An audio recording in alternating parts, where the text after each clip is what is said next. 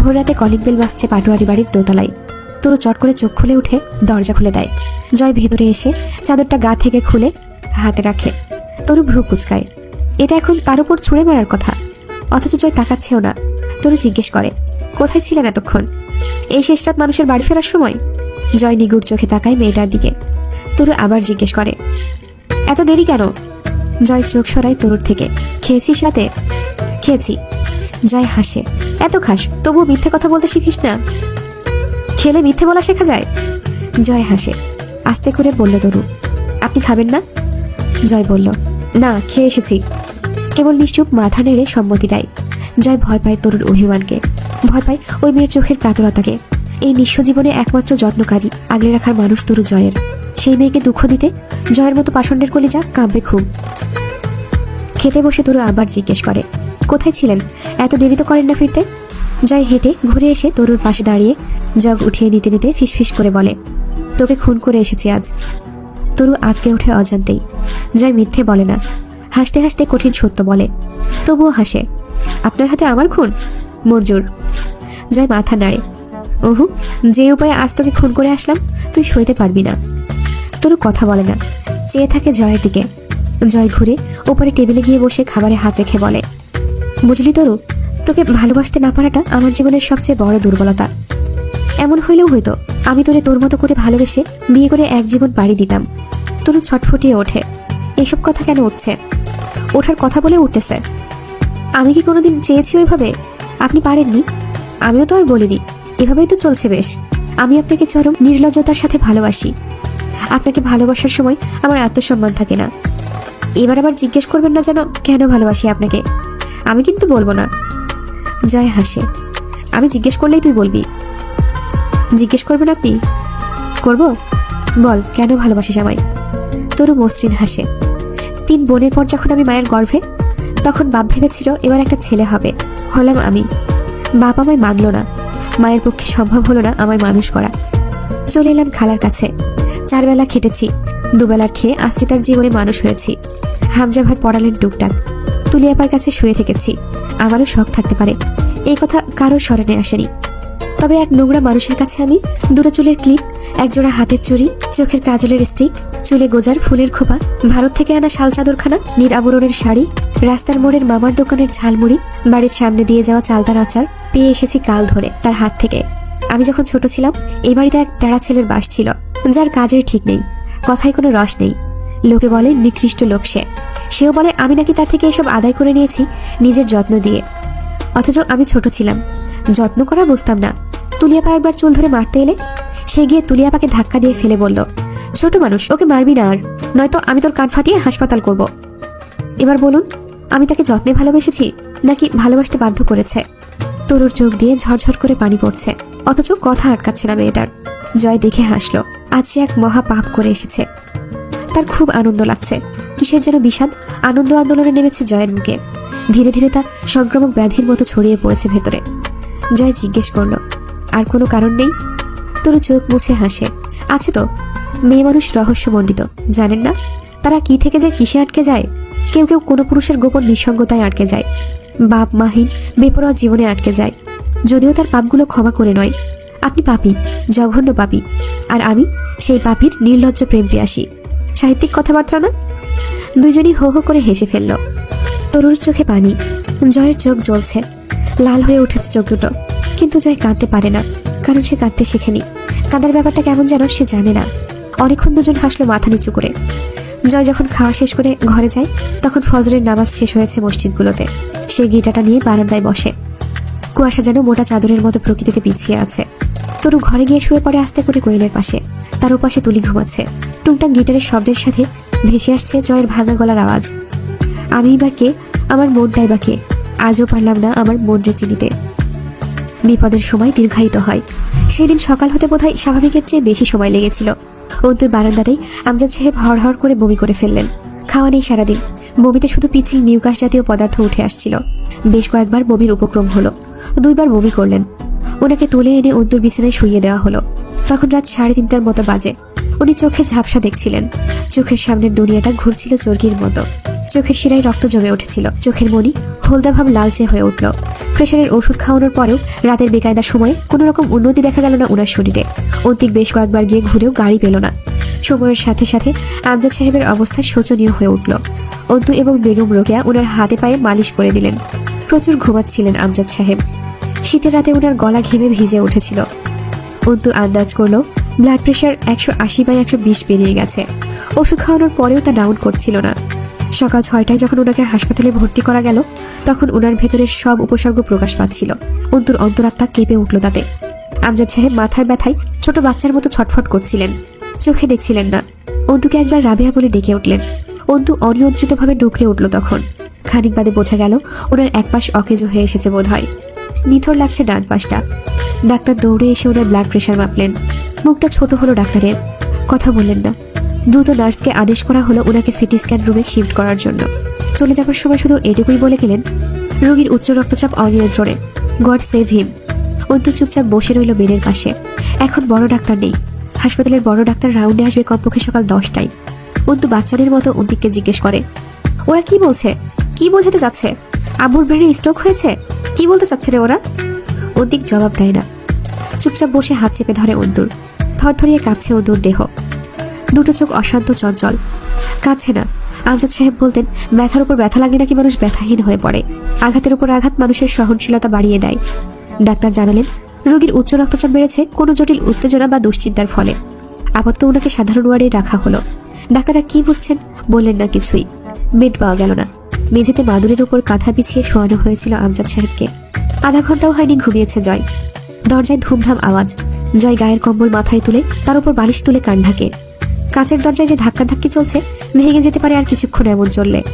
হামজা আবারও কর্কশ্বরে ডেকে উঠল, জয়, এই জানোয়ারের বাচ্চা, উঠবি তুই? হারামজাদা, ওঠ হারামজাদা। মাথা ব্যথায় মাথাটা ক্ষতবিক্ষত হয়ে আসছিল জয়ের। চোখের নিচে দাগ পড়ে গেছে। চোখ লাল হয়ে আছে ঘুমের অভাবে। হামজা ভেতরে ঢুকে বলল, আরমিনের বাপ হাসপাতালে, যা ওখানে, দ্রুত বের হ। জয় ভ্রু কুচকে হাই তুলে বলল, ওই শালের বাপের আবার কি হইল দুম করে? ডায়রিয়া না কলেরা? দুম করে হয়নি। তোকে ধরে বলি দিলেও গায়ের আগুন নিববে না। যা বলছি সেটা কর। জনগণ জানে গতকাল কি হয়েছিল। এর দায় আমার রেপুটেশনের ওপর এসে পড়লে তোকে জীবিত দাফন করব আমি। জয় বলল, আমার জন্য হয়েছে নাকি? সেদিন পলাশ মারছে, সেজন্যও অসুস্থ হতে পারে। আর আমি ওইখানে যে কি করব? ওই শালীর মেয়ে এমনি আমারে সহ্য করবার পারে না। কথা বাড়াচ্ছিস কেন? বাথরুমে যা, ফ্রেশ হ। কোনো প্রয়োজন হলে তার ব্যবস্থা করবি। আশেপাশে থাকবি ওদের। যা বুঝলাম শুনে স্ট্রোক হয়েছে হয়তো। পাপ করেছিস, তার মাসুল হিসেবে, অথবা তোর বিয়ে করা বইয়ের খাতিরে যা। জয় বিরক্ত হয়ে ঝাড়ি মারল। আমার ঘুমে মাথা ভেঙে আসতেছে। হামজা নরম হলো, যা, মাঝে মধ্যে স্যাক্রিফাইস করা স্বাস্থ্যের জন্য ভালো, আর রেপুটেশনের জন্যও। ফিরে এসে ঘুম দিবি। ভাই, আমি তোমারে বুঝি না। মাঝে মধ্যে মন চাই মাথার খুলিটা উড়াইয়া দিই। দাঁত খিচে ওঠে জয়। আমিও বুঝি না আমাকে, তুইও বোঝার চেষ্টা করিস না। আমি পরে যাব। পাশের এলাকায় রাস্তার কাজের কন্ট্রাক্ট সাইন করা হয়েছে, তা দেখতে যেতে হবে। তুই যা এখন, আমি পরে আসছি। জয় অলসভাবে হেঁটে বিছানা থেকে যেতেই ধপকে ওঠে হামজা। আবার গিয়ে বিছানায় শুয়ে পড়লে বিছানাটা আগুন জ্বালিয়ে পুড়িয়ে দেবো আমি। জয়কে ধরে ঠেলে নিয়ে বাথরুমে ঢুকিয়ে ব্রাশে টুথপেস্ট লাগিয়ে হাতে ধরিয়ে দেয় হামজা। কখন কি হয় ওখানে জানা সামাই। তোর কাজকর্মে কতদিন ধৈর্য বজায় রাখতে পারবো আমি বুঝতে পারছি না। তবে আশা থাকবে রাজনৈতিক কাজের বাইরে তোর নোংরামি যেন নিয়ন্ত্রণে থাকে। আমি যেমন প্রশ্রয় আর আদর দিয়ে মাথায় তুলতে পেরেছি, পাপ বেশি হয়ে গেলে, একবার ধৈর্যে টান লাগলে এক আছাড়ে তোর রুহুটা বের করে নিতে আমার হাত কাঁপবে না, জানিস তুই। তাই পাপও সেই অবধি করবি, যে অবধি আমার ধৈর্যচ্যুতি না ঘটে। কথাগুলো বলতে বলতে রুম থেকে বেরিয়ে আসে হামজা। জয় গলা উঁচিয়ে নির্লজ্জর মতো বলল, আমি কিছু করি নাই বাল। ভালো মানুষ বলে যে পারে দোষ দিয়ে যায়। তোমার তো খালি অভিযোগ আমার উপর, যাই করি সহ্য হয় না। হামজা বলে, জিহ্বাটা টেনে ছিঁড়ে ফেলি। এগিয়ে আয়, এদিকে আয় আমার কাছে। গলার আওয়াজ উঁচু হচ্ছে কেন? জয় ব্রাশ মুখের মধ্যে রেখেই এক হাতে লুঙ্গি উঁচিয়ে ধরে বলল, জিহ্বা ছেড়ার ইচ্ছে হয়েছে তোমার? আমি কেন আগায় আসবো, তুমি আসো। লুঙ্গি ঘেঁষে যাচ্ছিল বাথরুমের ভেজা মেঝেতে। টেনে শক্ত করে বাঁধল সেটা। হাত দিয়ে মুঠো করে লুঙ্গি ধরে দুই ঠ্যাঙের মাঝখানে গুঁজে আয়নার দিকে তাকায়। দেখতে কালো লাগছে চেহারাটা। আয়নার দিকে তাকিয়ে বলে উঠল, ও দয়াল, জান নিবা নাও, দম কেন বাহির হইয়া যায়। চোখ লাল হয়ে আছে ঘুমের অভাবে। হামজার কণ্ঠ শোনা গেল, দেরি করিস না জয়, তাড়াতাড়ি বের হ। সিটি স্ক্যান রুম থেকে বের করে ওয়ার্ডে আনার পর আমজাদ সাহেবের এক মাস পুরোপুরি অবশ পাওয়া গেল। ওনাকে 5 কোলে তুলে মাদুরে শোয়ানো হলো। পড়ে রইলেন ওভাবেই। অপলক তাকিয়ে আছে তার চোখ দুটো অন্তুর দিকে। জোরে জোরে শ্বাস নেওয়ার চেষ্টা করছিলেন। ও দূর থেকে চোখ ফিরিয়ে রাবেয়ার দিকে তাকালেন। কম্পিত বাম হাতটা এগোতে চাইলে কাঁদতে কাঁদতে তা চেপে ধরেন রাবেয়া। কথা বলতে গিয়ে ঠোঁট বেঁকে আসে আমজাদ সাহেবের। অন্তু ছটফটিয়ে উঠে দাঁড়ায়। এই দৃশ্য দেখতে নেই, অন্তু পারছে না। যেই মানুষটার ভরাট কণ্ঠস্বর ও স্পষ্ট ভাষায় বলা দামি কথা আর ধমক শুনে অন্তু অভ্যস্ত, সেই মানুষের অর্ধাঙ্গ অসুস্থতা দেখা যাচ্ছে না। অন্তুর চোখ বাদ বাঁধতে চায় না, কিন্তু স্বার্থপর আব্বুর জন্য সে কাঁদবে না। যে তাকে এই পরিস্থিতির সামনে এই অবস্থার মধ্যে ফেলে এইভাবে অসুস্থতার ভয় দেখায়, তার জন্য অন্তু কাঁদবে না। রাবেয়া ওনার মুখের কাছে কান এগিয়ে নিলে অস্পষ্ট কণ্ঠে এক পেশি ধরনের স্বরে শোনা যায়, তুমি আমায় ক্ষমা করো রাবেয়া, তোমাকে কিছুই দিতে পারিনি এই জীবনে, আমায় বাঁধিয়ে রেখো না, তুমি মাফ করে দিও, অন্তুকে দেখে রেখো। আরও অনেক কিছুই বলার ছিল, পারলেন না বোধহয়। রাবেয়া ওনার হাতের ওপরে কপাল ঠেকিয়ে হাউমাউ করে কেঁদে উঠলেন। অন্তু বসে আব্বু শিওরে, তুমি কিসের ক্ষমা চাইছ? আম্মু বোকা, আম্মু তোমায় ক্ষমা করতে পারে, আমি অন্তু তোমাকে কোনোদিন ক্ষমা করবো না আব্বু। আচ্ছা, কি ভেবে এসব বলছো তুমি? কিছু হবে না তোমার, এখনো রিপোর্টই আসেনি, চুপচাপ শুয়ে থাকো। পাগলের মতো বলে চলে অন্তু। অন্তিকের চোখে পানি চিকচিক করে ওঠে। আজ কতগুলো বছর সে এই দেবতুল্য মানুষটার সাথে কথা বলেনি। তার সাথে কথা না বলেই আব্বু কোথায় যাচ্ছে? এই কদিনে সুযোগ বা সাহস পায়নি কথা বলার। সেদিন যখন ক্ষমা চাইল, আমজাদ সাহেব চুপচাপ তাকিয়েছিলেন কেবল। অন্তিক পুরুষ মানুষ, পুরুষদের কাঁদতে নেই। চোখ দুটো রক্তলাল হয়ে উঠে অশ্রু জমে। আমজাদ সাহেব হাসার চেষ্টা করলেন বোধহয়, অথচ ঠোঁট বেঁকে গেল। অন্তু সহ্য করতে না পেরে উঠে দৌড়ে বারান্দায় যায়, আবার ফিরে আসে ছুটতে ছুটতে। ওদিকের ঠোঁট দুটো কাঁপছে, অথচ কিছুই বলতে পারল না ছেলেটা। ছেলেরা বাপের সামনে বোবা প্রাণী, এরা জান দেয়া শিকার, তবে মুখ ফুটে বাপের কাছে ক্ষমা বা ভালোবাসা প্রকাশে চরম ব্যর্থ। চোখের ভাষায় আব্বুর কাছে কাঁদল ছেলেটা, ক্ষমা চাইল, কত কথা বলল, সব দুজনের চোখের ভাষায় সীমাবদ্ধ। অভিমান, অভিযোগ, আড়ষ্টতা ও বহুদিনের বাকহীনতা জমে জমে যেই শক্ত দেয়ালটা বাপ ছেলের মাঝে খাড়া হয়েছিল, তা ভাঙে দুজনের নীরব দৃষ্টি বিনিময়ে। অন্তিক বেরিয়ে যায় রাবেয়াকে নিয়ে। অন্তুকে আব্বুর কাছে বসার সুযোগ দেয়।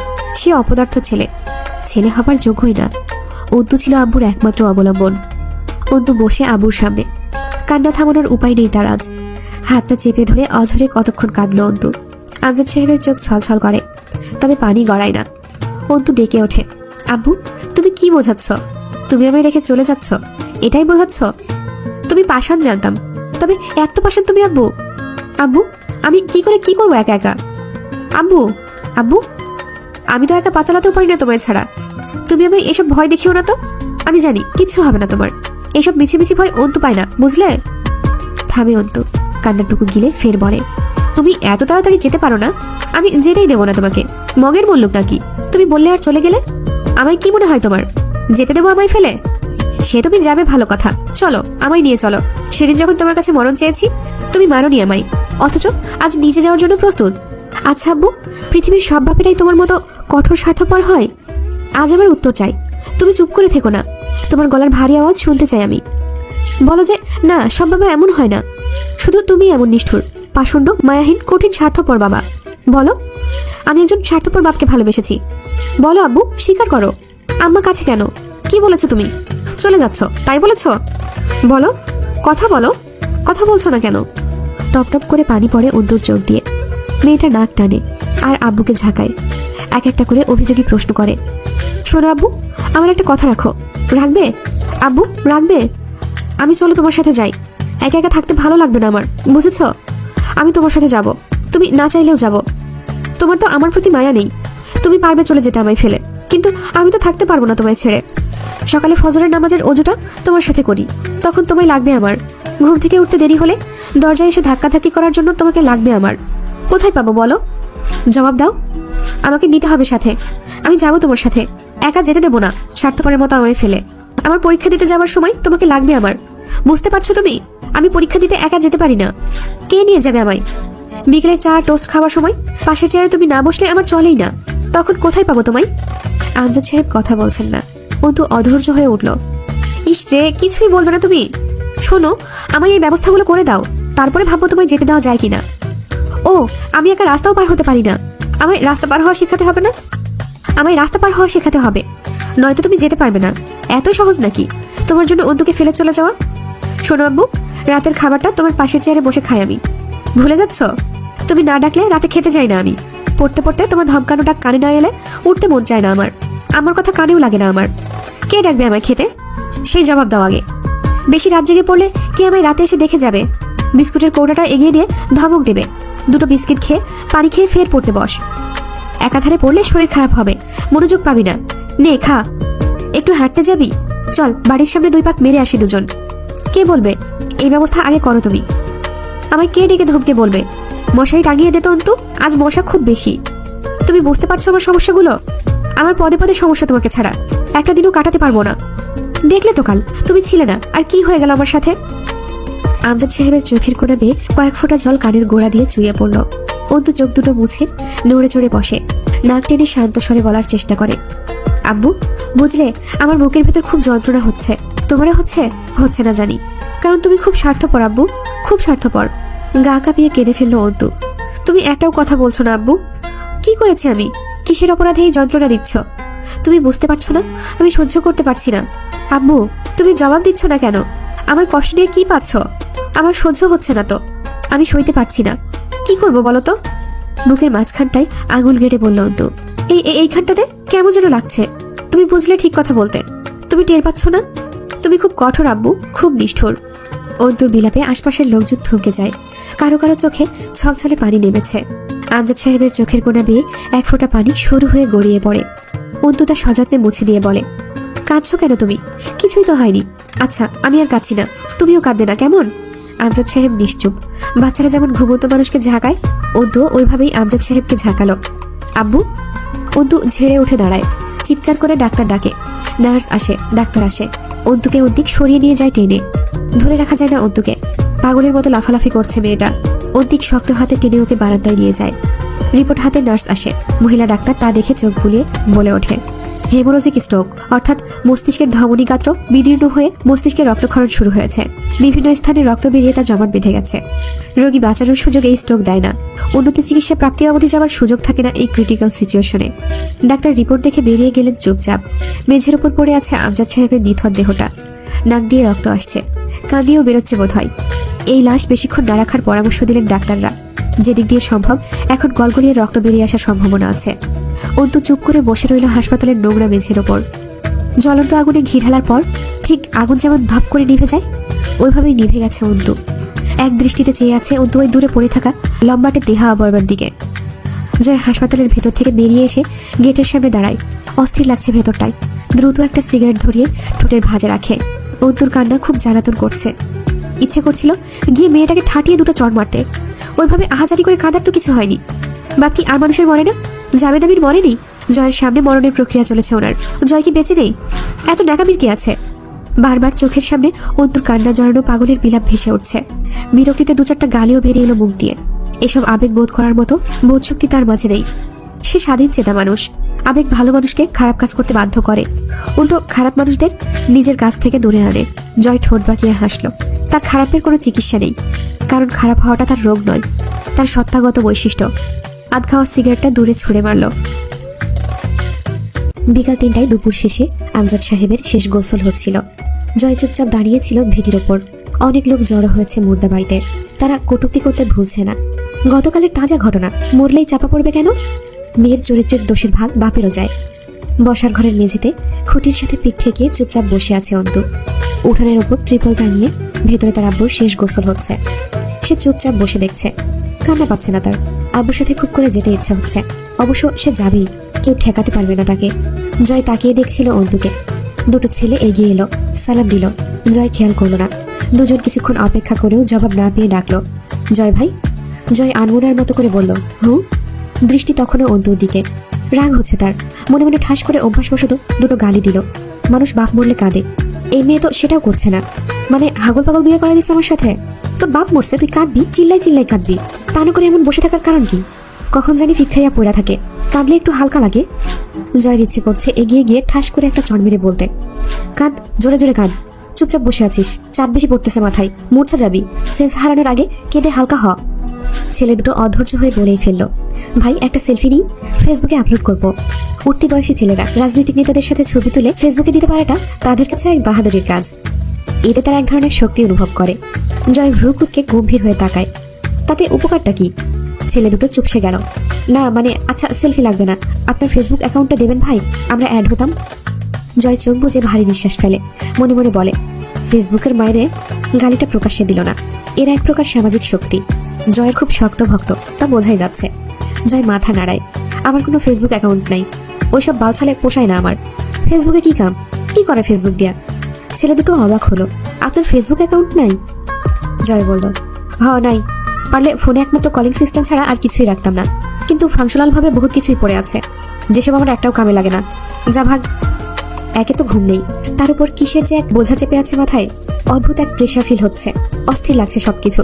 লোকালয় থেকে দূরে যে কোনো এক নির্জন জঙ্গলে অন্ধকারে খানিক্ষণ বসে কয়েক বোতল অ্যালকোহল গিলে আসতে পারলে ভালো লাগতো। বিষাদ ঘিরে আছে বাড়িতে। গোসল করিয়ে এনে আমজাদ সাহেবের লাশ রাখা হলো। আজ মার্জিয়ার দুটো চোখ ভেজা দেখা গেল।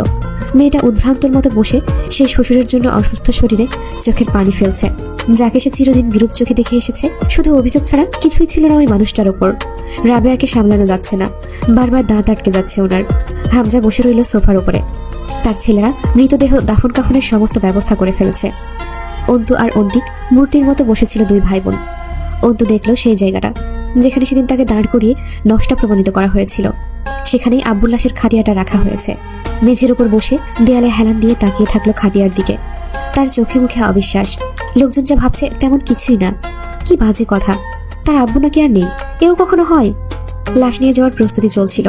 জয় এলো অন্তুর কাছে, হাঁটু গেড়ে সামনে বসে আস্তে করে বলল, আরমিন চলো, এখন তোমার বাপরে নিয়ে যাবে ওরা, চলো। অন্তু নিস্তেজ পায়ে উঠে দাঁড়ালো আস্তে করে। জয় তাকে ছোঁয়ার সাহসটা করলো না এই অবস্থায়। অন্তু হেঁটে গিয়ে বসলো খাটিয়ার পাশে মাটির ওপর। বেশ কিছুক্ষণ তাকিয়ে রইল আব্বুর মুখের দিকে। চেহারাটা উজ্জ্বল হয়েছে, চোখে সুরমা, মেহেদি রাঙা দাড়ি ভেজা, ভুর ভুর করে আতর, গোলাপ জল, কর্পূরের গন্ধ ঢুকছে নাকে। অন্তু ডাকলো, আব্বু, আব্বু, ও আব্বু। আমজাদ সাহেব সাড়া দিলেন না, নিষ্ঠুরভাবে চুপটি মেরে ওভাবেই শুয়ে রইলেন। একটুও বুঝতে চেষ্টা করলেন না অন্তুর ভেতরে কি হচ্ছে। আব্বু, তুমি কি ভয়ানক স্বার্থপর। সকালে প্রতিদিন ডেকে ডেকে তো ঠিকই আমার ঘুমটা ভাঙিয়ে দিতে। আজ এই যে ডাকছি তুমি উঠছো না, ঠিকই আরামে ঘুমাচ্ছ। এটা কি ঠিক আব্বু? জয়ের ভেতরে কি হচ্ছে? আশ্চর্য এক ধরনের ব্যাপার। সে অন্তুর পেছনেই দাঁড়িয়েছিল।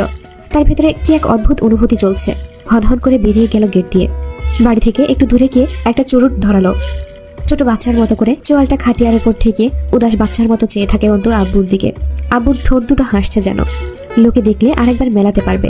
অন্তুর সুশ্রী নাকটা আমজাদ সাহেবের কাছে পাওয়া। অন্তুর চোখের কোনা বেয়ে নিস্তেজ ঝর্ণার মতো পানিগুলো গড়িয়ে খাটিয়ার উপর পড়ে।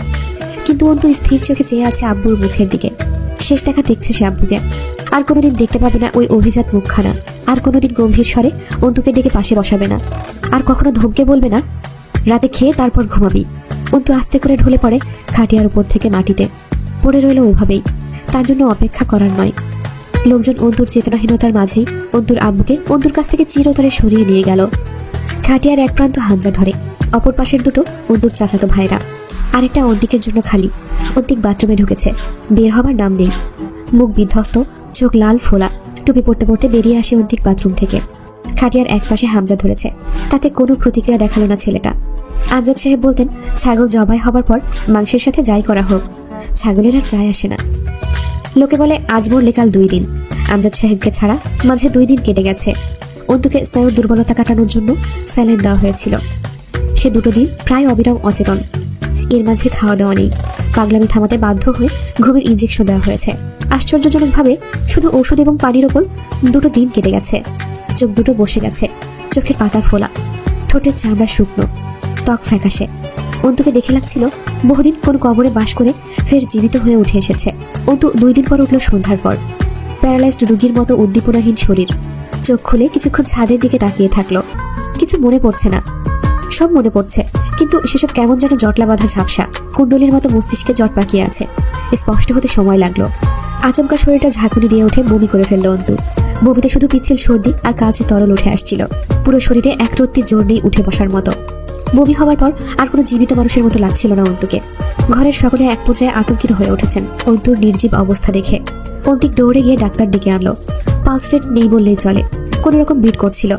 অন্তু চোখের মনি ঘুরিয়ে দেখলো ডাক্তারকে, আর নজর ফেরালো না, চেয়ে রইল ডাক্তারের দিকে। ডাক্তার সাহেব একের পর এক প্রশ্ন করছিলেন। কেমন লাগছে তোমার? কোনো রকম ভ্রম দেখছো চোখে? কিছু খেয়েছো? দেখো, তুমি শিক্ষিত মেয়ে। পৃথিবীর চিরন্তন সত্যগুলোর মাঝে মৃত্যু সবচেয়ে উপরে রয়েছে, যেটা অস্বীকার করার উপায় নেই। এভাবে নিজেকে কষ্ট দিচ্ছ, এটা বোকামি হচ্ছে। কিছু খেয়ে নাও। আমি বুঝতে পারছি তোমার মনের অবস্থা, কিন্তু ডাক্তার সাহেব থামলেন। অন্তু প্রতিক্রিয়াহীন, কোনো রকমের উদ্দীপনা নেই তার চোখ মুখে। বেশ কিছুক্ষণ ওভাবে নিশ্চুপ থেকে হঠাৎ বলে উঠল, ডাক্তার কাকা। ডাক্তার বললেন, হ্যাঁ মা। অন্তু বলল, দুটো ঘুমের ওষুধ দেবে না মাই? ডাক্তার অন্তুর মুখের সেই কাতরতা দেখে আঁতকে উঠলেন। অপার্থিব কাকুতি, যেন কোনো মৃতের ডাক। না রে মা, আর না। যে পরিমাণ ঘুমের ইঞ্জেকশন আজ 2 দিনে দিয়েছি তোর শরীরে দীর্ঘস্থায়ী ক্ষতির জন্য যথেষ্ট। এখন তুমি উঠবে, কিছু খাবে, এরপর আমি কিছু ওষুধ দেবো, সেগুলো খাবে। সুস্থ হওয়া লাগবে তোমার, বুঝেছ? অন্তু আচমকায় কি করলো, হুড়মুড়িয়ে উঠে ডাক্তারের পা জড়িয়ে ধরলো। ডাক্তার কাকা, দিন না দুটো ঘুমের ওষুধ। শুনুন কাকা, আমি চুপচাপ শুয়ে আছি জন্য আপনারা বুঝতে পারছেন না। ওই যে ওই বিছানার ওখানে এসে আব্বুর এখন বসার কথা। আমি অসুস্থ, আব্বু এসে ওইখানে বসে থাকার কথা, বসছে না, দেখেছেন? ডাক্তার কাকা, দিন দুটো ঘুমের ওষুধ কাকা। কাকা, আমার উপর একটু দয়া করুন। অন্তুকে ছাড়ানো যাচ্ছিল না। ডাক্তার সাহেব দীর্ঘশ্বাস ফেলে অন্তুর ফুপুকে বললেন, ওকে সামলান, ট্রমা নিতে পারছে না। ওর কেমন চিকিৎসা দিলে কোনো উন্নতি হবে বুঝতে পারছি না। আমজাদ ভাই যা করলেন মেয়েটার সাথে। ডাক্তার বুঝালেন, অন্তু বেশিক্ষণ এই অবস্থায় চেতনা ধরে রাখতে পারবে না, মানসিকভাবে পুরোপুরি ডিস্ট্রয়েড মেয়েটা। অন্তু উঠে বসে পাগলের মতো এদিক ওদিক তাকায় আর শুয়ে পড়ে। শুয়ে ঠিক গলা কাটা মুরগির মতো ছটফট করে, আবার উঠে বসে বুকের মাঝখানে আঙুল চেপে ধরে মালিশ করে বারবার। হা করে শ্বাস নিয়ে আবার মাথার চুল টেনে ধরে, এদিক ওদিক তাকায়। কাউকে খুঁজছে ওর বিকৃত মস্তিষ্ক। চোখের পানিগুলো আটকে আছে, পড়ছে না। দাঁত চেপে বুক চেপে ধরে, আবার নিঃশব্দে ডুকরে ওঠে। মাথা নিচু করে নিঃশব্দে আর্তনাদ করে। মাথা তুলে বলে, ডাক্তার কাকা, আমায় ঘুম পাড়িয়ে দিন, আমায় ঘুম পাড়ানোর ওষুধ দিন, আমায় দুটো ঘুমের ওষুধ দিন, আপনার কাছে অনুরোধ করছি কাকা। হাত জোর করে অন্তু। ডাক্তার চেয়ার থেকে নেমে অন্তুর সামনে বসে মাথায় হাত রাখেন। আমজাদ ভাই কি করলেন বুঝতে পারছি না। এই পাগলিকে রেখে খোদা তাকে টান দিলেন কেন? ধৈর্য ধরো তুমি আম্মা।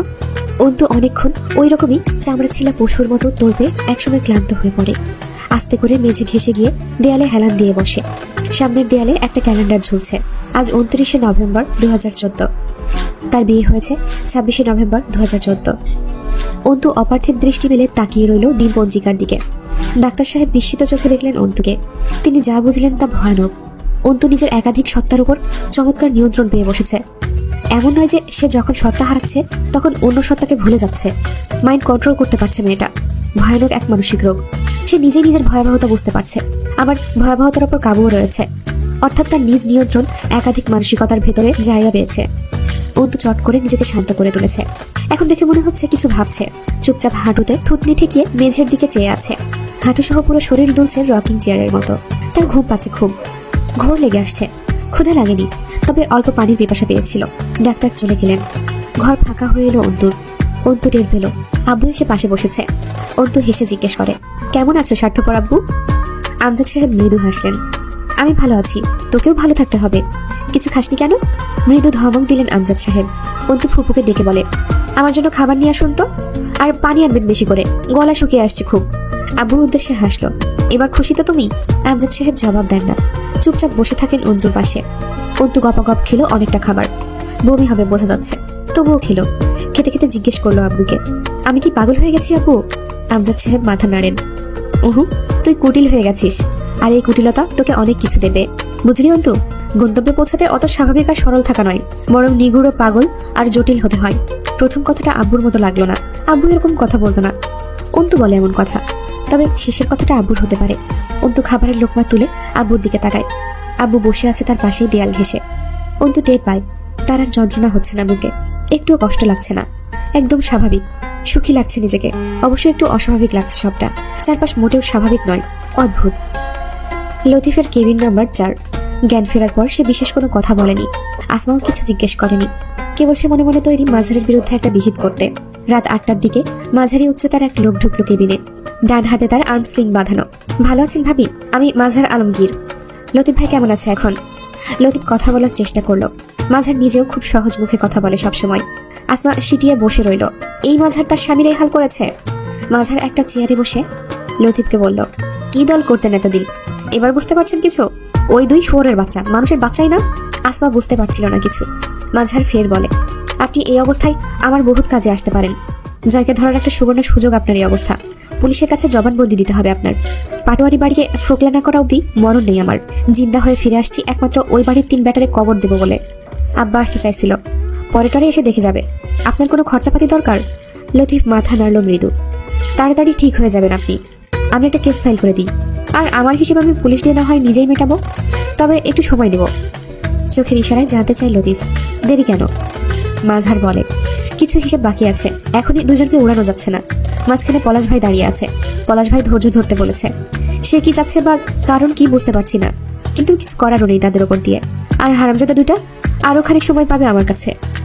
অথচ লতিফ ভাই, যতদিন আমি আমার রক্তের বদলা না তুলবো ওদের থেকে, আজরাইলও আমায় মারতে পারবে না। মাঝহার আর কিছুক্ষণ কথা বলে চলে যায়। আসমার মনে হলো মাঝহার ছেলেটা খুব বদমেজাজি আর বোকা, কিন্তু এতক্ষণের কথা সে যা বুঝেছে তা বিশ্বাসই হচ্ছিল না। সংশয় কাটাতে জিজ্ঞেস করলো, তোমায় আসলে কে মেরেছে? ক্লাবের ছাদ থেকে পলাশের শহরের ভেতরের নাইট ক্লাবের বিল্ডিংটা দেখা যায়। রং বেরঙের আলো জ্বলছে বিল্ডিং এর গাবে। হামজা এসে দাঁড়ালো পাশে। কাচের বাড়ি ভর্তি করে বাদাম, পেস্তা, কাজু নিয়ে দাঁড়িয়ে খাচ্ছে জয়।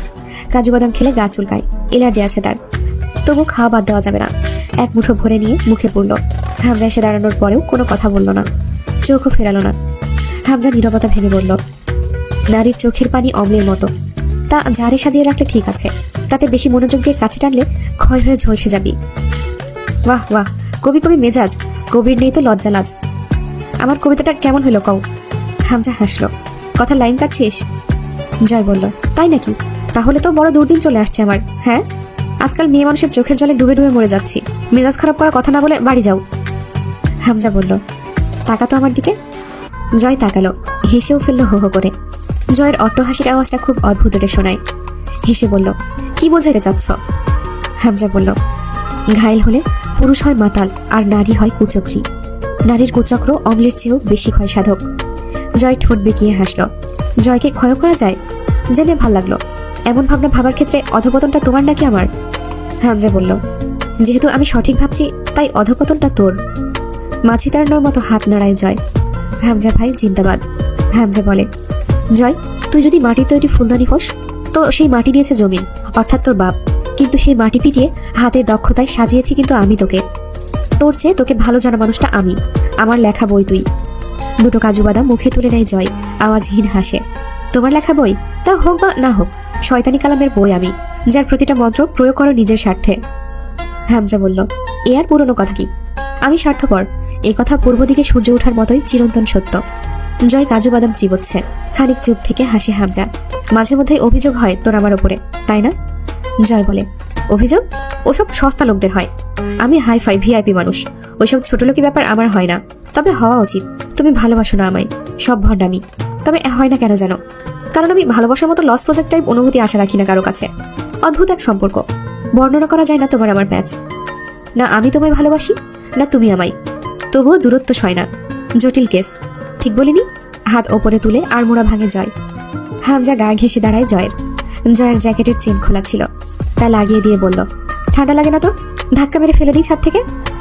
জয় বলল, এক শর্তে ধাক্কা মারার অনুমতি দিতে পারি। হামজা ভ্রু কুচকে তাকায়। জয় আবদার করার মতো নাটক করে বলে, আমার জন্য একটা 5 স্টার কভারের ব্যবস্থা করতে হবে। হামজা হেসে ফেলল। এরপর অনেকক্ষণ নীরবতা। হামজা টের পায় জয় অস্থির, অশান্ত। বেশ কিছুক্ষণের নীরবতা ভেঙে বলে, তোর জন্য আমার অনুভূতি শূন্যের মতো জয়। সংখ্যার আগে বসাবি তো ওটা মূল্যহীন লাগবে, যেটাকে তুই আমার প্রশ্রয় বলিস।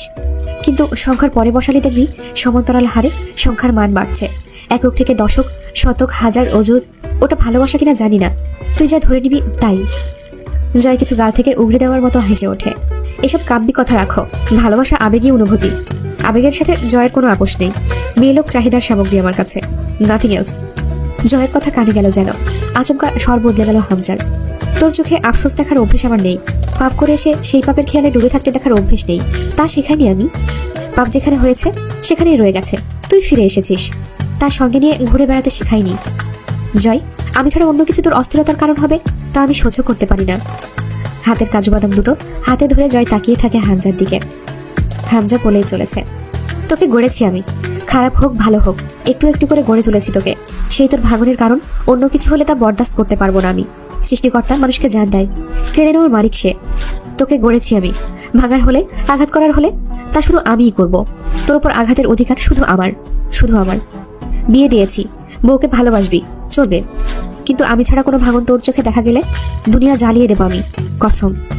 জয় কাজু বাদাম দুটো গালে পুরে গলা জড়িয়ে ধরলো হামজার। তুমি তো দেখতেছি মহিলা মানুষের চেয়েও বেশি হিংসুটে। রাশিগত সমস্যা আছে নাকি? কন্যা রাশি? আমার কিচ্ছু হয় নাই, খালি শান্তির অভাব। একটা গান গাই? ওরে শান্তি কেন নাই রে দুনিয়ায়। হামজা বলল, সান্ত্বনা আশা করেছিলি আমার কাছে? জয় বলল, করতেছি না, যা তুমি দেবে না সেটা আশা করবো কেন? আরে বাপ, কিছুই হয় না আমার, মেয়ে মানুষের মামলা, বোঝোই তো। আগুন জ্বলতেছে বুকে, আগুন নেভানো দরকার। হোটেলে যাই চলো, একটা সুখ দরকার। আমি গরম হয়ে আছি খুব, ঠান্ডা হলেই সব ওকে। ও, তোমার তো আমার ঘরে বউ আছে, তুমি কেন যাবা? আমরা বল বিয়াত্তা ব্যাচেলার পাবলিক। হামজা বিরক্ত হয়। মিথ্যা হাসি সবার ঠোঁটে মানায় না, বিশেষ করে তোর ঠোঁটে পাপের হাসি আর নিষ্পাপ হাসি ছাড়া হাসিই মানায় না। হাসিস না, বিরক্ত লাগছে। কিছুক্ষণ আনমনে দাঁড়িয়ে থাক, দুঃখগুলো ক্লান্ত হয়ে গেলে চলে যাবে, আমি আসছি। জয় চুপচাপ দাঁড়িয়ে থাকে। সম্পর্কে সবসময় খাঁটি অনুভূতির প্রয়োজন হয় না, সম্পর্কে সততা দরকার, একমাত্র সততা। তার আর হামজার সম্পর্কের বিশেষত্বটাই এটা, দুজনের কাছে দুজনের কোনো কপটতা নেই, যা মনে তাই মুখে, বানোয়াট কিছু দেখানোর চেষ্টা নেই। এখানে দুজনেই অবিচ্ছেদ্য। জয় চেয়ে থাকে অন্ধকার আকাশের দিকে। হামজা খুব হিংসুটে একটা ব্যাপারে। জয়ের কোনো ক্ষতি হামজার ওয়াস্তে হলে ঠিক আছে, কিন্তু অন্য কিছুর জন্য নয়। কারণ হামজা মানে জয়ের দুঃখের অধিকার শুধু তার, সুখের অধিকার যে কারো হতেই পারে। মদের বোতল এনে রাখে হামজা টেবিলের ওপর, অলস ভঙ্গিতে চেয়ারে বসতে বসতে বলে, পাপীদের ধ্বংস কোথায় জানিস? জয় বলে, জানা দরকার। হামজা বলে, এক পাপের পর পরবর্তী পাপের আগে কিছুটা সময় নেওয়া। মানুষের ভেতরে আবার এক বিবেক নামের চুলকানি আছে, পাপ করে কিছুটা সময় দিলে ওই শালা কুরকুর করে ওঠে, আর সেখান থেকে এক ক্রমশ বর্ধনশীল ছিদ্র হয়, ধ্বংসের ছিদ্র। এজন্য বুদ্ধিমান পাপীরা থেমে থাকে না, একাধারে অবিরত পাপ করেই যায়, বিবেককে কুরকুর করে উঠতে দেওয়ার সময় দেয় না। জয় হাসল, আমি পাপের মাত্রা কমিয়ে এনেছি, তাই তো? বিবেকানন্দ নাচছে ভেতরে। হামজা বলল, বিবেকানন্দ ভালো লোক ছিল, বিবেকের মতোই ভালো। বহুদিন পর তোর নামে জাস্ট একটা প্যাগ মারবো, তোর ভাবি কিছু বললে তোর দোষ দিয়ে দেব। ভাবির কি অবস্থা, সে কি ঠিকঠাক হয়েছে? জয় বসে চেয়ারে, হামজা চোখ খিচে এক ঢোক গিলে বলে, মেয়ে মানুষ তৈরির মাটিতে সৃষ্টিকর্তা সামান্য পরিমাণ বিষ মিশিয়ে দেয়, যেটা সাধারণত মায়া হয়ে রয়ে যায় মেয়ে লোকের মাঝে, কিন্তু কোনো আঘাত পেলেই সেই মায়া বিষ হিসেবে প্রকট হয়। এজন্যই ওই জাত থেকে সাবধানের মার নাই। গলা জ্বলছে আজ। জয় বলল, রেকর্ডের অন থাকলে ভাবির জন্য একটা স্পেশাল গিফট তৈরি হতো আজ। হামজা বলল, অন করিসনি কেন? আমার সব কথা জরুরি, সবগুলো বিশ্ব সংবাদ হওয়ার যোগ্য। জয় হো হো করে হেসে ওঠে, তোমার কি চড়ে গেছে? হামজা বলে, আমার চড়েনি, তবে আরেকবার এমন পেট বানানো বাটপারি হাসি হাসলে কানছাড়ার নিচে এমন একটা মারবো তোর চড়ে যাবে। হাসি যখন আসছে না, মাথা ভার লাগছে, মন মতো গিলে ঘুমিয়ে যা, নাটক করছিস কেন? জয় ঠোঁটে আঙুল চাপলো। ওকে, চুপ করলাম, হাসি পেলে অনুমতি নিয়ে হাসবো। Sorry sorry. হামজা বলে উঠল, কালোতে মাঝার গিয়েছিল লতিফের কাছে, আগামীকাল তোকেও একবার সাক্ষাৎ করে আসতে হবে, এরপর তোকে ট্যুরে পাঠাবো কয়েকদিনের। ট্যুর থেকে ফিরে এলে বউ এনে দেবো, দেখা যাবি? জয় নিঃশব্দে হাসলো। জয়ের মতো আজগুবি কথা বলার চেষ্টা করছে হামজা, আর জয় উল্টো চুপচাপ আজ। হামজা গ্লাস শেষ করে নিজস্ব ভঙ্গিতে ঠোঁট বাঁকিয়ে নির্মল হাসলো।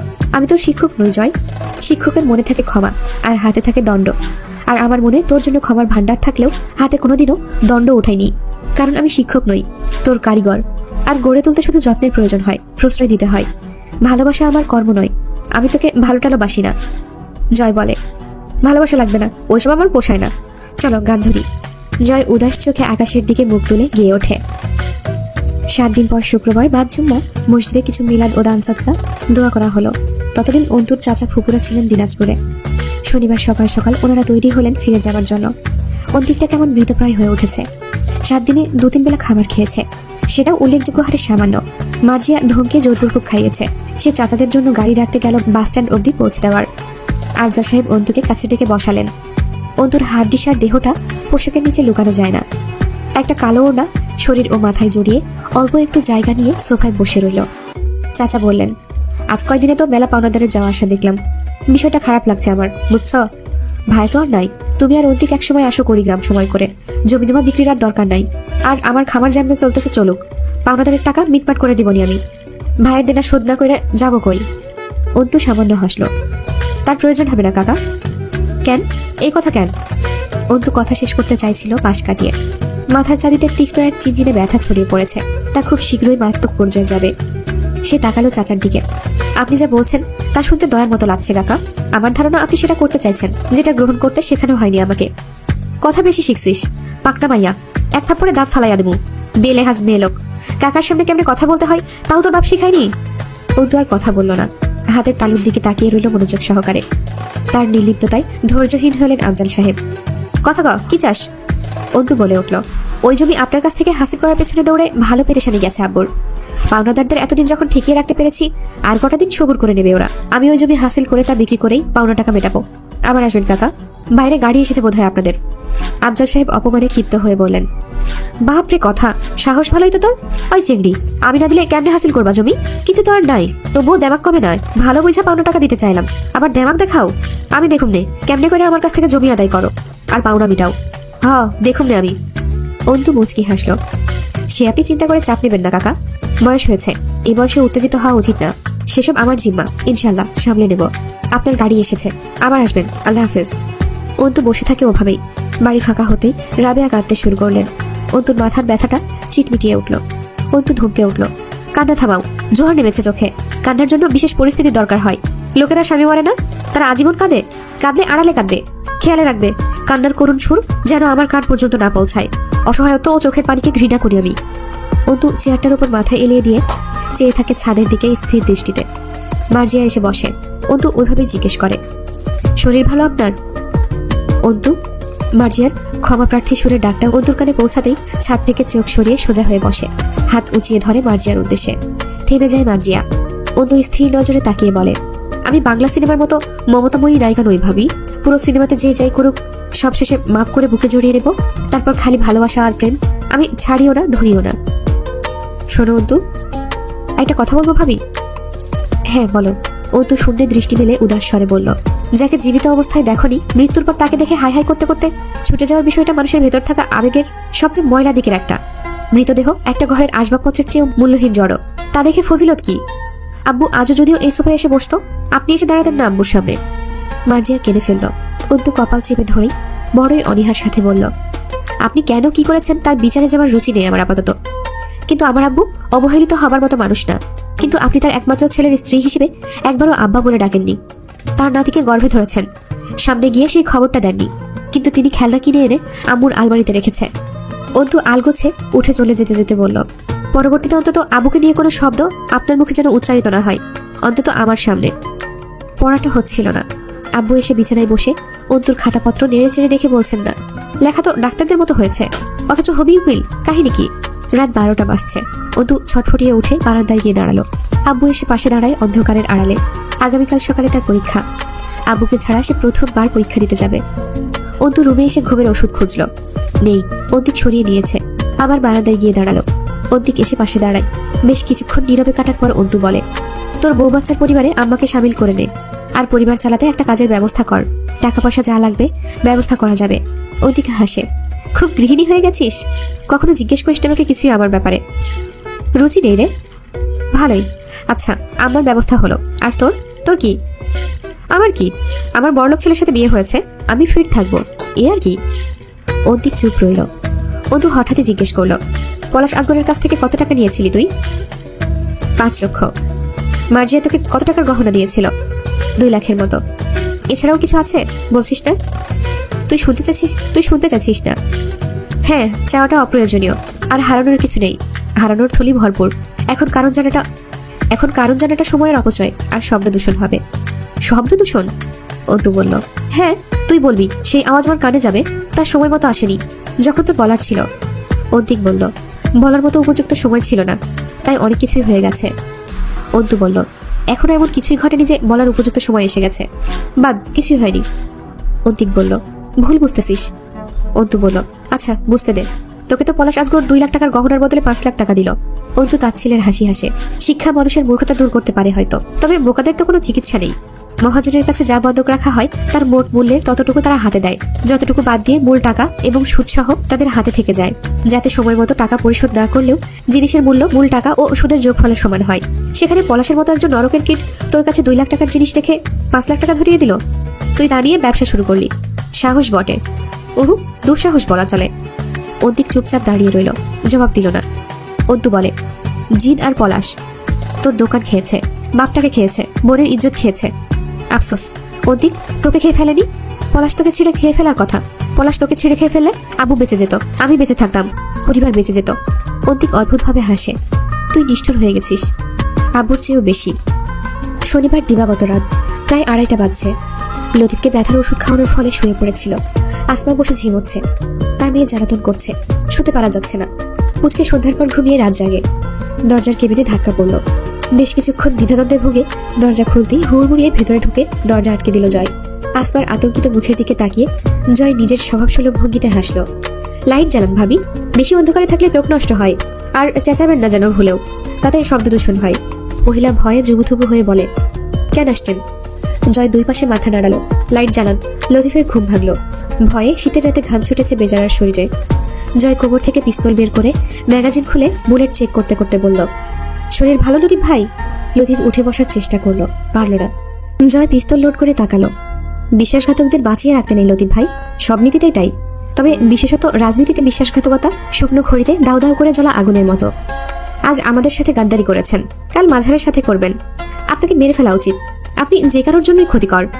এখন যেহেতু মাঝারের হয়ে কাজ করছেন, কয়দিন পর আপনার ছোবল মাঝারও খাবে। তো আজ শত্রুপক্ষের একটা উপকার করব।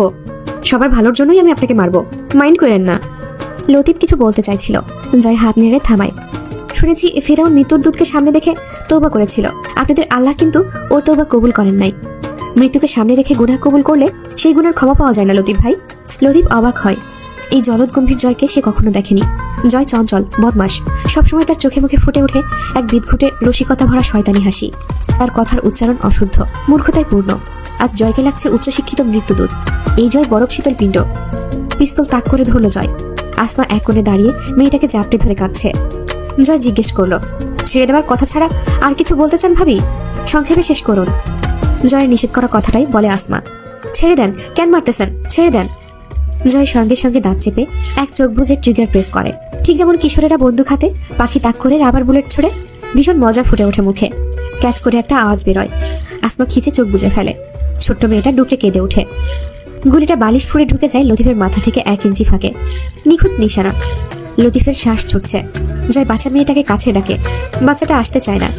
জয় হাসে। হাসিটা আসমার কাছে ভয়ঙ্কর লাগছে, কিন্তু বাচ্চাটা কেন জানি এগিয়ে যায়। জয় মেয়েটার ঝুঁটিতে হাত রেখে জিজ্ঞেস করে, চলো তুমি বলো, তোমার আব্বুর ওপর গুলি চালাবো না ছেড়ে দেবো? তুমি যা বলবে তাই করব, ভেবে চিন্তে বলবে কিন্তু। ছোট বাচ্চা মেয়েটা জিজ্ঞেস করে, গুলি চালালে কি হবে? জয় হাসলো। গুলি চালানোর পর তুমি তোমার আব্বুকে 1000 ডাকলেও সে আর উত্তর দেবে না। কিন্তু একটা মজার ঘটনা দেখতে পাবে তুমি। আমার হাতের এই পিস্তল থেকে একটা ছোট্ট বুলেট গিয়ে তোমার আব্বুর ঠিক কপাল বরাবর বিঁধবে। খুব চমৎকার একটা দৃশ্য। আমি ট্রিগার দাবাতেই সাহা করে একটা বুলেট ছুটে চলে যাবে তোমার আব্বুর দিকে। দারুণ মজা লাগবে তোমার দেখতে বিষয়টা। মেয়েটা জয়ের দিকে তাকিয়ে থাকে। দারুণ লাগবে দেখতে? খুব দারুণ লাগবে। কিন্তু আব্বু কথা বলবে না কেন? জয় সোজা হয়ে দাঁড়ালো। বুলেট গিয়ে কপালে লাগার পর আর কথা বলতে ইচ্ছে করে না। তোমার আব্বুরও তাই। শ্বাস নিতে ইচ্ছে করবে না, হাঁটতে ইচ্ছে করবে না, তাকাতে ইচ্ছে করবে না, উঠে বসতেও ইচ্ছে করবে না। চুপচাপ শুধু চোখ বুজে শুয়ে থাকতেই ইচ্ছে করবে, তাই শুয়ে থাকবে। তার মানে আমি চকলেট আনতে বললেও সেটা আনবে না? আমার সাথে খেলবে না? আর না। জয় চোখ নত করে বাচ্চা মেয়েটার দিকে কেমন করে যেন চেয়ে থাকে। মেয়েটার নিষ্পাপ মুখ। জয়ের ভেতরটা বিদ্রোহ করে উঠল। তার কিছু হচ্ছে। কপালের ডান পাশে চিরচির করছে। মেয়েটা বলল, তাহলে গুলি মেলো না। জয় গম্ভীর হয়ে উঠল। মজাদার দৃশ্যটা সেটা দেখতে চাও না? চাই তো। তুমি তোমার কপালে গুলি করো, আমি দেখি। জয় চোখ বুজে দাঁত চেপে ধরে। স্বার্থপর। বাচ্চা মেয়েটাও স্বার্থপর। দৌড়ে লতিফের কাছে যায় মেয়েটা। আব্বু তুমিও দেখবে, ও আমাদের মজা দেখাবে। কি হলো, কই গুলি করো তোমার কপালে? আব্বু আল আমি দেখি। জয় তির্যক চোখে মেয়েটাকে দেখলো। ইচ্ছে করছে মাথার উপর তুলে এক আছাড় মারতে। ভ্রুজোড়ার উপরে ফ্রেঞ্চ কাট চুলের একগোছা পড়ে আছে। তা হাত চালিয়ে ওপরে ঠেলে বলল, চলে যান লতিফ ভাই। শহর নয়, জেলা ছেড়ে। আশেপাশের জেলায় নয়, দূরবর্তী কোনো জেলায় চলে যান বউ বাচ্চা নিয়ে। দেশের শেষ সীমানায় চলে যান। কতক্ষণ এই সিদ্ধান্ত কায়েম থাকবে বুঝতে পারছি না। কসম, দ্বিতীয়বার সাক্ষাৎ হলে আর মিস হবে না টার্গেট। এখন এক হাঁটায় বেরিয়ে যাবেন এখান থেকে। ফের ফিরে আসার ইচ্ছে জাগার আগে আমার নাগাল সীমানার বাইরে চলে যাবেন। আসমার দিকে চেয়ে হাসলো জয়। ওনাকে বোঝান, আজ ছেড়ে দিচ্ছি, কিন্তু একটা ভাবনা মাথায় আসতে পারে। বেঁচে গিয়ে সুযোগ যখন পেয়েছি বদলা নিয়ে নিই। মেরে ফেলতে পারতো, সুযোগ পেয়ে আমি বদলা নিয়ে নিই। আসতে পারে লতিফ ভাইয়ের মাথায় এমন কথা, তাই বলতেছি একটু বোঝান। এমন ভাবার দরকার নাই। বোকামি করে ছাড়ছি না। আসলে বুঝতে পারছি না কেন ছাড়ছি। যতক্ষণে বুঝতে পারবো ততক্ষণে আর ছাড়ার মানসিকতা থাকবে না। তাই এখন আপাতত বুঝতে চাইছি না, কারণ এখন আপাতত ছাড়তেই চাইছি। লতিফকে বলল, লতিফ ভাই আমার মানুষ মারতে ওয়েপন লাগে না, হাতে প্র্যাকটিস আছে কম বেশি। বংশ পরম্পরায় রক্তদোস্ত। বদলা নিতে আজকের উপহার পাওয়া জীবনটা হারাতে আসবেন না। আমার দেওয়া উপহার কেউ যত্নে না রাখলে খুব রাগ হয় আমার। চলি ভাবি, আর হয়তো দেখা হবে না কোনোদিন। ভালো থাকবেন। মেয়েটাকে ভালো মানুষ করবেন, যেহেতু ওর কাছে বাপ মা দুটোই রইল। বেরিয়ে যায় জয়। বাচ্চা মেয়েটা দৌড়ে আসে খানিকটা পেছনে, তবে দরজার বাইরে যায় না। জয় আড়াল হয়ে যায়। আসমার চোখ ঘোলা হয়ে আছে। উদ্ভ্রান্তের মতো চেয়ে থাকে জয়ের যাওয়ার দিকে। ছেলেটা এলো, কি থেকে কি করলো, কিছু কথা বলে চলে গেল। অদ্ভুত, অদ্ভুত, ভয়ানক, ভয়ানক, অদ্ভুত। জয়ের নামে 2টো কেস ফাইল করেছে ঝন্টু সাহেব। অনেকগুলো অভিযোগ করতেও ছাড়েননি। সুযোগ পেলে কারো নামে মামলা কম দিতে নেই। এইটার একটা কারণ আছে।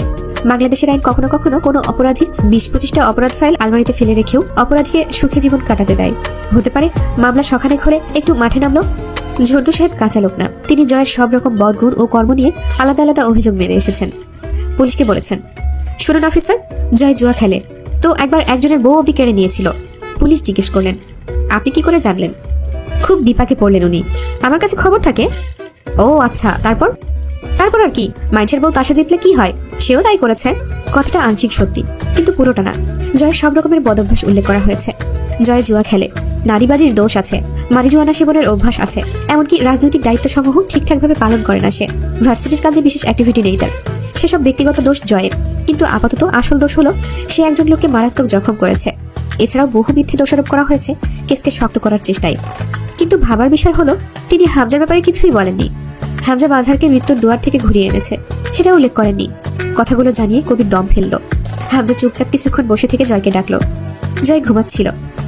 বসার ঘরে ঢুকতেই হামজা ধমকে উঠল, লুঙ্গি উঁচু করে বাঁধ। ঘর ঝাড়ু দেওয়ার জন্য আর ঝাড়ু কিনবো না, তোর লুঙ্গি যথেষ্ট।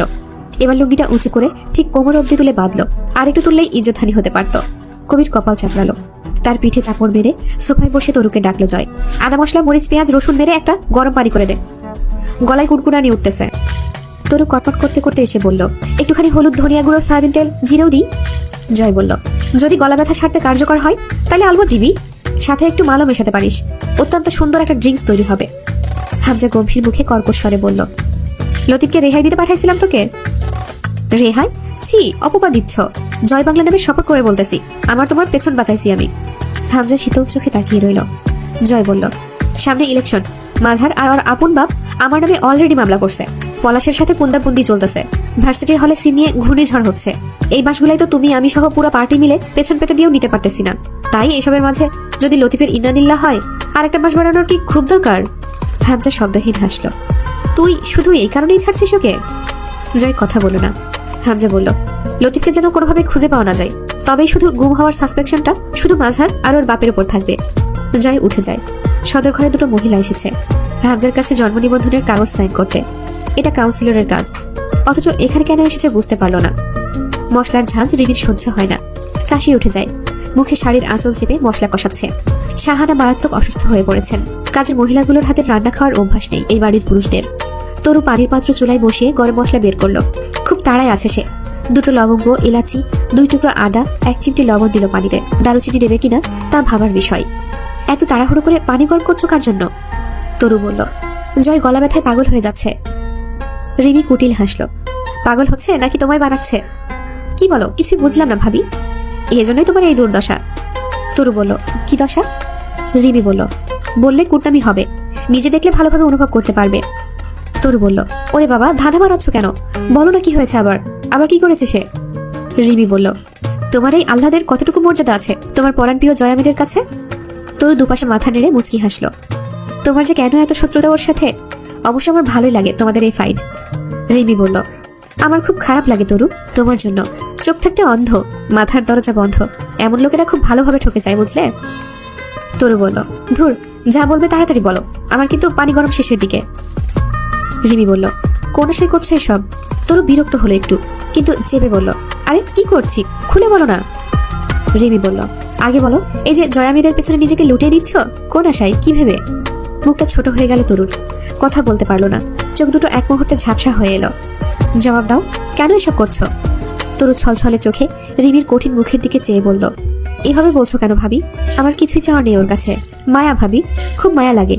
ওর তো কেউ নেই, আমি ছাড়া কে দেখবে ওকে? রিমির মুখে আচমকা মলিন হাসি নেমে এলো। স্নেহ ভরে তরুর দিকে চেয়ে বলল, গর্ধব মেয়ে লোক। এটাই বোঝাইতে চাচ্ছি, ওর অনেকেই আছে, তোমার কেউ নেই পাগলি মেয়ে, ওর তুমি ছাড়াও লোক আছে। তরু বিভ্রান্ত হয়ে বলল, কে আছে? না ভাবি, যেদিন থেকে ওকে পেয়েছি আমি ছাড়া ওর কেউ নেই। রিমি বলল, রাগাবে না আমায়, আমি যা জানি তুমি তা জানো না। শুধু ভাবছি কথাটা বলে ফেললে সহ্য করতে পারবে কিনা, সাহস হচ্ছে না আমার। শুধু বলছি তুমি ওই নিমুখ হারামের ফরমাইশ খাটবে না, তাহলে আমি তোমাকে এই বাড়ি থেকে বের করে দেব। তরু অবিশ্বাসে বোবা হয়ে গেল। চোখটা এবার ভরে এলো। আস্তে করে ডাকলো, ভাবি। রিমি চোখ ফিরিয়ে নিল। সে কঠিন হবার চেষ্টা করে বোধহয় পারছে না। তরু রিমির আচরণে আহত হয়ে চেপে ধরল। কি হয়েছে ভাবি? তোমার কসম লাগে, খুলে বলো। আমার উপর রাগটাক ঝাড়ো, কিন্তু তো কখনো এমনভাবে কথা বলো না আমার সাথে। রিমি বলল, আগে ভাবতাম দেরিতেই হোক, তবে জয় তোমাকে এড়াতে পারবে না। অথচ মনেই ছিল না এই বাড়ির ছেলেরা শয়তানকেও শয়তানি শেখায়। তরু ভ্রু কোচকালো। আগে যা ভাবতে এখন তা ভাবতে দোষ কি? রিমি কিছুক্ষণ তাকিয়ে থেকে হেসে ফেলল। তা জানলে তো আর এইভাবে ফরমাইশ খাটতে দৌড়ে আসতে না। সত্যি বলতে আমার তোমাকে কথাটা জানাতে খুব কষ্ট হচ্ছে মেয়ে, কিন্তু তুমিও ওই নিমু খারাপটার জন্য এতটা উতলা হয়ে ওর গোলামি খাটবে এটা আমি দেখতে পারবো না। তরু কথা বলল না, তার বড় অস্থির লাগছে। রিমি বলল, তোমার আশিক জয়ামির বিবাহ সারি আছেন তরুনিধি খাতুন। চমকে গিয়ে নিজেকে বোকা প্রমাণিত করো না তরু। বরাবর জয়ের ওপর তোমার পাগলামিতে আমার তোমার ওপর শুধু মায়াই হয়েছে। আমি জানতাম শীতের মৌসুমে গাছের ঝরা পাতার মতোই ঝরে পড়তে হবে তোমাকে একদিন। সেই দিন এলো শেষমেশ। শেষের দিকে উদাসীন হয়ে পড়ল রিমি। তোমার হামজা ভাইকে আমিও ভালোবেসেছিলাম তরু। তার বদলে সে শুধুই নিজের রূপ দেখিয়ে আমাকে খান খান করে ফেলেছে। ক্ষমতালোভী নোংরা একটা রাজনীতিবিদকে ভালোবেসেছি আমি এই জীবনে। আব্বু, কাকা, মাঝার ভাই, অবশেষে এই লোকটা। আমি সব বুঝি জানো, তবুও এদের মায়া কাটাতে পারি না। তরু এই জগৎ ত্যাগ করেছে জানো। সে চমকে গেছে কিনা বোঝা গেল না, তবে অসার হয়ে দাঁড়িয়ে রইল চুলার পাশে। জয়ামির মিথ্যা বলে না। সেদিন সে বলেছিল সে সেদিন তরুকে খুন করে এসেছে। জিজ্ঞেস করলে বিয়ের কথাটা স্বীকার করত, কিন্তু তরু জিজ্ঞেস করেনি। জয় নিজের বিরুদ্ধে যে কোনো ধরনের জঘন্য মিথ্যাকে নির্বিঘ্নে স্বীকার করতে জোর রাখে। আর এ তো সত্য। জয়ের ডাক শোনা গেল, তরু মরে গেছিস? গরম পানি দিয়ে যা, গলা আটকে যাচ্ছে একদম। বের হবো আমি, তাড়াতাড়ি আয় বাল। শার্টটাও আয়রন করে রাখিসনি, আমি এখন কি পরে বের হবো? তরুকে তবুও চুপচাপ চুলের পাশে দাঁড়িয়ে থাকতে দেখে রিমি বলল, এই বাড়ির কোনো বেটা ছেলেই মানুষ না, সবগুলো এক একটা রক্তখোর জানোয়ার। প্রমাণ না পাওয়া অব্দি বিশ্বাস না করলেও চলবে। এ কথা খুব তেতো শোনায় আমার মুখে, তাই না? সত্যি কথা তো, এজন্যই। আজ রবিবার, রবি মানে সূর্য, তাই সূর্যটাও নিজের সবটুকু তাপ ছেড়ে টকবক করে উদিত হয়েছে আজ। সকাল 10:30টার দিকে মুস্তাকিন এসেছে। বসে আছে, অন্তু বই খাতা গুছিয়ে রেখে বসার ঘরে যাবার আগে অভ্যাসবশত মাথায় ওড়না তুলে গিয়ে বসে। বেশ্যার মাথায় ওড়নার পর্দা, হাস্যকরই তো। মুস্তাকিন মাথা নত করে বসে আছে, তার অভিব্যক্তিটা অব্যক্ত। কেমন আছেন মুস্তাকিন সাহেব? অন্তুর আওয়াজে নীরস মুখে তাকায় মুস্তাকিন। ঢাকাতে ছিলাম, কিছুই জানতাম না কি থেকে কি হয়ে গেল এই কয়দিনের ব্যবধানে। অন্তু হাসার চেষ্টা করলো। কোনো একদিনের ব্যবধানেই দেখবেন এই পৃথিবীতে কেয়ামত ঘনিয়ে এসেছে। যা ঘটবে তার আভাস খুব কমই পাওয়া যায় মুস্তাকিন সাহেব। কি ব্যাপার, তাকাচ্ছেন না কেন আপনি? ইচ্ছে করছে না। কেন? বুঝতে পারছি না। আমার এতক্ষণেও বিশ্বাস হচ্ছিল না। এসবে আপনার কথার ধরনে বিশ্বাস করার তাগিদ টের পাচ্ছি। কি থেকে কি হয়েছে? মুস্তাকিনের দিকে চেয়ে অন্তু মলিন হাসলো। সেদিন আব্বুদের কোথায় নামিয়ে দিয়েছিলেন? সেদিন স্যারের নিষেধ না মেনে আমি ওনাদের সাথে আসলে এসব কিছুই। অন্তু কথা কেড়ে নিয়ে বলল, কিছুই বদলাতো না, কিছুই করার ছিল না ওখানে। রটনা রটে যাওয়া আর বাঁধ ফুরিয়ে পানির স্রোত মুক্ত হয়ে যাওয়া একই। সেই পানিকে ফেরানো যায় না, রটনা মুছে ফেলা যায় না। ছাড়ুন সে কথা। মুস্তাকিন বেশ কিছুক্ষণ চেয়ে রইল অন্তুর দিকে। নিজেকে সামলে চোখ ফিরিয়ে বলল, কেউ অন্তত অসম্মান করার সাহস পেত না আমার সামনে আপনাকে। আর লোকে কি বলল তাতে প্রভাবিত হবেন কেন আপনি? লোকের কথায় আসে যায় না? অন্তু আলতো হাসলো, উদাসীন হাসি। খুব আসে যায় মুস্তাকিন সাহেব। আত্মসম্মান অব্দি ঠিক আছে, কিন্তু যখন সম্মানের প্রশ্ন ওঠে তখন লোকে আপনাকে সম্মান দিলেই সেটা কেবল সম্মান হয়। সম্মানের বিষয়টা হলো আপনারে বড় বলে বড় সে নয়, লোকে যারে বড় বলে বড় সেই হয়।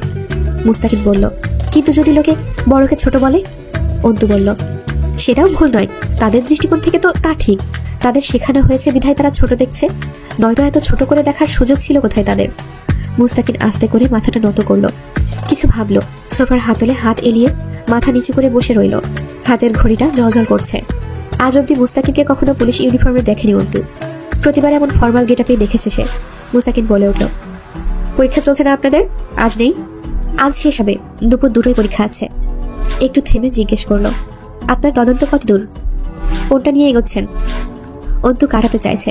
মুস্তাকিন টের পেল নতুন কিছু হাতে এসেছে। নিস্তেজ লাগছিল মুস্তাকিনের শট। তাকাচ্ছিল না অন্তুর দিকে। নিজের বাঁ হাতের তর্জনীতে থাকা গাড়ির চাবিটার দিকে চেয়ে থাকে। নতুন কিছু? পুরনোগুলো অমীমাংসিত রেখে নতুন কেন? মুস্তাকিন বলল, পুরনো কোনটার কথা বলছেন? অন্তু গম্ভীর চোখে মুস্তাকিনকে পরখ করে চোখ নামালো। আখির রেপ অ্যান্ড মার্ডার মিস্ট্রি, ওর মেজ ভাই সোহানের খুনের রহস্য। বড় ভাই সোহেলের লাশ পাওয়া গেছে ওই বাড়িতে যেখানে সালমা খালারা থাকতেন, কিন্তু এখনো তারা নিখোঁজ। চাঁদনি ভাবি সালমা খালা গেছেই বা কোথায় হুট করে? সেখানে বড় ছেলের লাশ পাওয়া গেল। এগুলো কি পছন্দ হয়নি আপনার কেস হিসেবে? মুস্তাকিন একটু চুপ থেকে শান্তভাবে মাথা নাড়ালো। সব মাথায় আছে, তবে যেটা নেই সেটা হলো তদন্তের উপাদান, ক্লু। ক্রাইমগুলো শুধু হয়েছে, তবে সেগুলোর বিশেষ কোনো সূত্র নেই যা ধরে আপনি অপরাধী অবধি এগোবেন। আখির কেসটা বন্ধ হয়ে গেছে ফরেন্সিক রিপোর্ট পাওয়ার সাথে সাথেই, কারণ সেখানে কোনো সাসপেক্টের বিরুদ্ধে কোনো রকম ক্লু ছিল না। সোহানের মৃত্যুর ব্যাপারটা সবার জানা, আর সেদিন সোহেল মরল, ওটারও কোনো সূত্র নেই, শুধু ওই রক্তপূজার মেলাটোনিন হরমোন স্যাম্পল ছাড়া। অন্তু ভ্রু জড়ালো। Melatonin hormone? সে যেটাকে নোংরা জিনিস ভেবে ভুল করেছিল। এখনো তার সন্দেহ আছে বিষয়টা নিয়ে। ভার্সিটির এক মেয়ে বলেছিল সোহানের মৃত্যুর ব্যাপারে সেটা ঝাপসা। আপনারা আখির লাশ পাঠিয়েছিলেন, আপনাদের জানার কথা চাঁদনিরা কোথায় আছে, কোথায় পাঠিয়েছিলেন লাশ? আমি পাঠাইনি, ডিপার্টমেন্ট থেকে পাঠিয়েছিল। ওদের থেকে তথ্য জোগাড় করতে পারবেন না? পারলে দেবো আপনাকে, কিন্তু আপনার এসব জেনে কি হবে, কি প্রয়োজন? হাসলো মুস্তাকিন। ও তো হাসার চেষ্টা করলো, কিছু বলল না। কালেক্ট করে জানাবো আপনাকে। উকিল হতে এখনো বছর কয়েক বাকি, এখনই এত খাটাখাটনি করবেন না, এনার্জি বাঁচিয়ে রাখুন, নয়তো বিতৃষ্ণা ধরে যাবে নিজের পেশার প্রতি। ও তো কিছুক্ষণ নির্বিকার, পরে জিজ্ঞেস করলো সোহানের ব্যাপারটা কি। কিছুক্ষণ নীরবতা, পরে চোখ তুলে তাকিয়ে দম ফেলে বলল, যদি বলি সোহানকে জয় আমির মেরেছে, বিশ্বাস করবেন? অন্তু ভ্রু কুচকালো সামান্য। অসম্ভব কিছু নয়, অবিশ্বাস করার মতো ব্যাপার দুনিয়াতে খুব কম।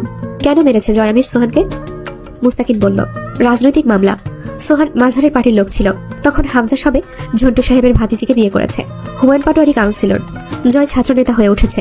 হামজা পুরোদমে দাপিয়ে বেড়াচ্ছিল রাজনীতিতে, কিন্তু এতে ঝন্টু মাঝহার বা হামজার শ্বশুর কোনো মতে সুবিধা করতে পারেনি হামজার ক্ষমতার ওপর। একটা ভাঙন, এরপর কিছু একটা ঝামেলা হয়েছিল মাঝহারের সাথে, যা এখনো চলছে। সেই জের ধরেই জয় সোহানকে অমানসিক মার মেরেছিল। এরপর ছেলেটার ক্যান্সার হলো, আর ওর চিকিৎসার জন্যই সালমা খালা জমি বিক্রি করেছিল। অন্তু বিশেষ আগ্রহ পেল না, কিছু কথা নতুন অবশ্য, তবে শেষের কথাগুলো তানিয়ার কাছে শুরুতেই শুনেছিল।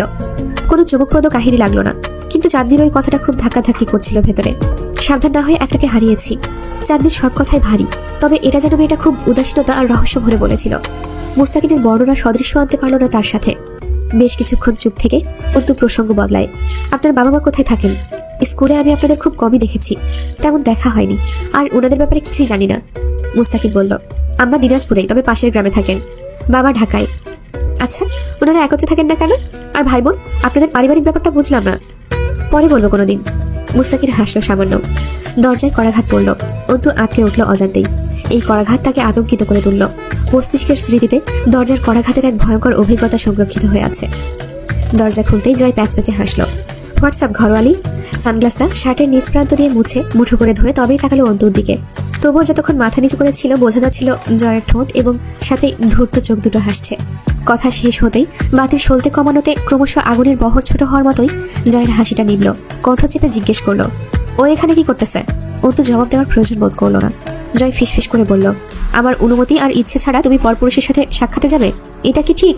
No, this is not fair ঘরওয়ালি। খুব রাগ হচ্ছে ব্যাপারটাতে। অন্তু এবার মুচকি হেসে বলল, আপনার রাগ হওয়ার কারণ হওয়ার জন্য আমি খুব দুঃখিত জয় আমির, কিন্তু পরপুরুষ ঘরে ঢোকানোটাই কি আমার বৈশিষ্ট্য নয়? অন্তুর এই দুঃসাহস আর ঔদ্ধত্য জয়ের ভেতরের রক্ত টকবগিয়ে ফুটিয়ে তুলল। জয় দাঁত চেপে ধরে চোখ বুজে বকে উঠল, শালির মেয়ে।